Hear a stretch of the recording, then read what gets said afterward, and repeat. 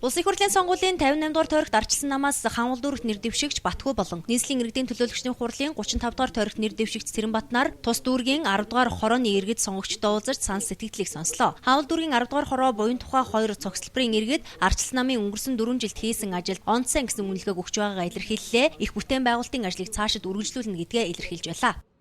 Цаашид гэх юм бол эмнэлэг сургууль цэцэрлэгийн асуудлыг энэ цогцлбор хороол гэдэг утгаар шийдээд өгөх юм бол маш их баяртай болно. Би Герман бол буян тухай нэгд байдаг. Гэхдээ өнөөдөр энэ хуралд ингээд одоо нэр дэвшигчтэйгээ уулзалт хийгээд сууж байхдаа бас их сэтгэл багталтай байна. Бид нэр дандаа гэгээлэг гоё юмыг одоо ярьж хэлж явах хэвээр хийсэн бүтнээсний бид нэр одоо шударгаар үнэлж явах хэвээр дандаа муу мухагаар ярьж болохгүй, намжрахж болохгүй. Үнэхээр багтаж байна. Ардчилсан нам өнөөдөр төр барьснараа бид нэр 9 давхар ийм сайхан шинэ байрнуудын дунд сууж байна.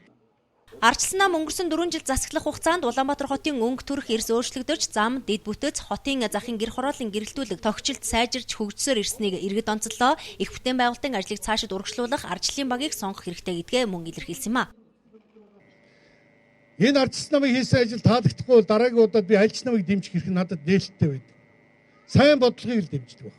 Намыг дэмжиж гин гэж хүнийг дэмжиж байгаа биш байхгүй. Одоо ч гэсэн та нар үндсэн хуулиар болгосон эрхийн дагуу ороод санал өгч байна. Санал өгч байгаагаа бид нар юу гэж ойлгоод байна гэхээр би хүний төлөө өгч байна. Хүний нэр дугуйлж байна гэж. Энэ хүний цаана миний амьдралыг сайжруулах бодлого байгаад гэж дугуйлж байгаа гэж ингэж дугуйлдаг байх хэрэгтэй. Улсын хурлын 58 дугаар тойрогт нэр дэвшигч Батхүү цаашид ардчилсан намын үйл хэргийг мөрийн хөтөлбөрийг үргэлжлүүлэн хэрэгжүүлэх үйлсэд бие сэтгэлээ зориулахаа илэрхийлсэн. Иргэний нисэх боловсролын салбарыг хөгжүүлэх бодлого, багш ажилчдын цалин, нийгмийн хамгаалал, ахмадуудын тэтгэврийн нэмэгдэл, хамтын тэтгэвэр зэрэг сэдвийг хөндөж санал шүүмжлэлийг сонссон юм а.